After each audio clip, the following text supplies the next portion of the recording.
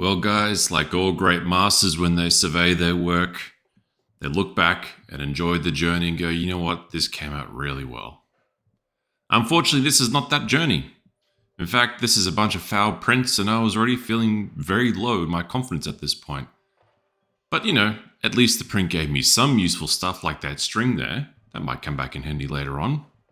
But one thing I was happy with was the base.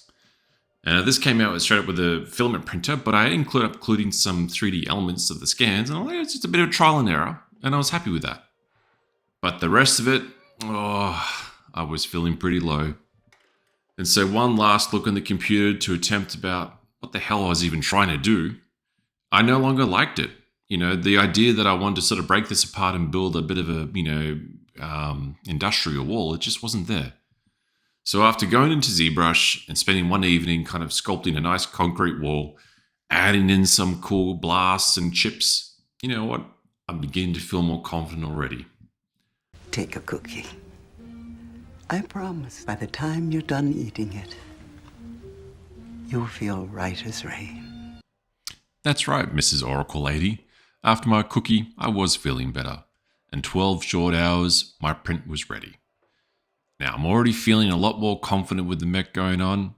I can see this coming together already. And not to include my two little blocks here, just to sort of add a little bit of spice to the environment. Now it's time to bust out my secret weapons. AK's Terrain Desert Sand. Now, I've seen all the cool kids use this. I've got no idea myself, but I'm sure it won't be that hard. Not to mention some Vallejo diorama effects. I just picked it up because it looked cool. And the multi-purpose filler, straight from Bunnings, the cheapest stuff.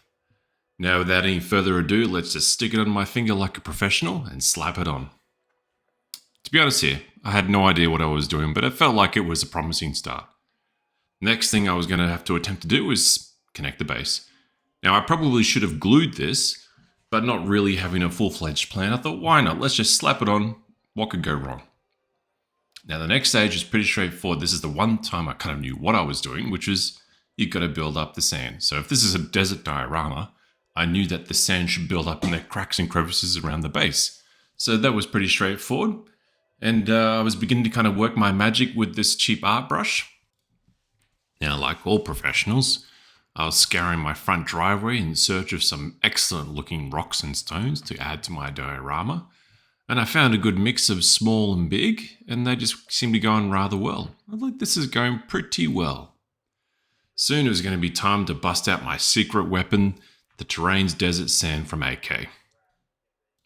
Now, without having any real clear plan in place, my thoughts was, alright, well, let's just start with the feet. The idea is that we want to build up the sand around the feet, so we're going to have to build up the sand from the base up. And this made a lot of sense to me. Let's just go with it is, slap it on wet, no drama.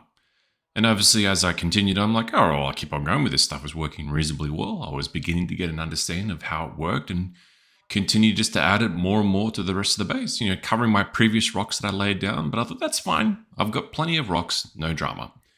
And then I picked it up and, oh boy, this is wet. I did not think through this. I did not do proper research on how to achieve this effect. So after spending some time cleaning the legs off, because I didn't want that to be stuck onto it permanently, I decided to continue on with the base, and then the best course of actions was just continue with the stones and rocks, and then we'll see what happens. Later on, I discovered that overnight, it ended up sort of turning to this sort of hardened paste. And that was actually a good opportunity where I could place down the feet without getting it kind of glued on, and it gave me an impression. All I had to do was wait for, 12 hours or so for it to kind of semi-dry, and then I could basically position the feet on. So overall, I was very happy with the way the look of the rocks was going. This is starting to feel like, hey, this is how other people have done it. I feel like I'm a real professional now. And those wires, those stringy bits that came from the failed print earlier, that was a great fit for just rebarb. And I was pretty happy with this. This is coming along quite well. And definitely after kind of a grey primer, I was like, you know what, this is starting to become uniformed. I was feeling more confident. Now, one thing that stood out to me once the primer was on, I began to realize that some of the selective stones and rocks that I used end up having this very coarse textural surface to it. I was like, you know what, this is starting to stand out a bit too much. So with some Bunnings filler, I went straight in and did what it was actually intended to do. I filled in some of those holes. Now moving on to my first coat for the actual concrete, I settled on some XF66 light grey from Tamiya, and I was pretty dangerously low in this paint, so I felt like let's just water it right down, and then we'll give it a nice kind of coat. And I was really happy with this because kind of looking at the paint a bit closer, it gave me this sort of bluish kind of hue quality that I feel like concrete actually has. So that actually came out really well. I was very pleased with this.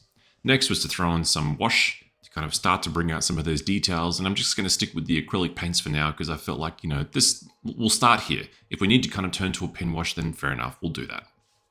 Not fully satisfied with the actual wash, I did dive into the pin wash. And straight away, I was happy with the results. It started to pull out the detail a lot more finer than the actual acrylic wash ever would. But of course, if you noticed already, that's not your standard brush there. That's my wife's makeup brush. Sorry, honey. I hope you don't mind. Now, the one ace up my sleeve was the chipping medium. Now, I've had great success in the past, and the general idea is that you put this on the actual base, the layer that you want to reveal, and then later on you put another layer on top, and then when you use water, you can chip away at it and activate the actual properties, giving you this awesome chipping effect. Now, while we waited for our chipping medium to dry, it was time to move on to the base, and to give it its first coat, I just settled on some deck tan from Tamiya. So with some nice sort of dilution with water and a bit of thinner, I gave it a nice kind of coat on the overall effect, avoiding the concrete as best I could, but it was a great start. Next, we're moving on to the actual base coat for the actual concrete. And this, I kind of wanted to give it a feeling of like some sort of past time where maybe it was like a brighter, more vibrant sort of place, could have been a warehouse, And so I thought yellow was a nice sort of bright color. But then this was an issue. So I started to try and chip away. And the idea is that you wet it down and you try and chip away. But as you can see, it's not really working. So I kind of carefully went back through the footage and I discovered, oh boy, I overwatered the paint of the yellow, and then that kind of ruined the effect. So that kind of washed away the medium. So I ended up sort of scrubbing this pretty hard and I'm sort of revealing some of the base, resin. And then I had to kind of go back over it with some paint to kind of correct it. So that took quite a while. But then soon after that, I let that dry and then it was time to move back onto the main base. So I wanted to give this one like a dark wash. And this would just sort of help give us, the sort of the shadowing, the highlights, effect on the actual stones and kind of begin to sort of lift them up and sort of remove them from a very homogeneous sort of appeal. And this would just help tie together the base of the concrete, the broken concrete bricks, and give it some uniformity. So now we're moving on to the enamels. And for this one, I kind of watered it down with some white spirits.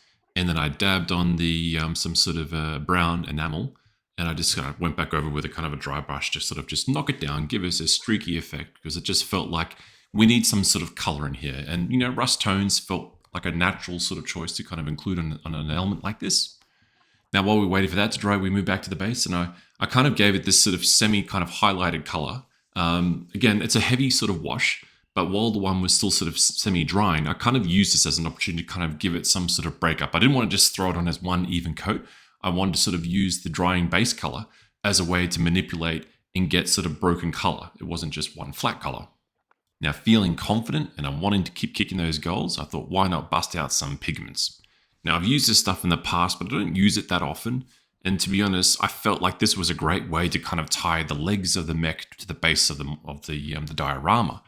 But I really couldn't quite remember how I've used it. And I remember I stopped using it for a reason. But, the idea of this is that you kind of layer it in there with some white spirits to kind of help it adhere.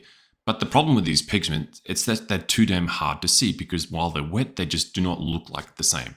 And unfortunately, you're left with this very sort of strong look where it's just flat. I've lost a lot of the variation in color and tone from the previous layers, and I really wanted to get that back. So I mixed up some more kind of diluted wash from some previous colors, and I just carefully went back over this to sort of tie it back together.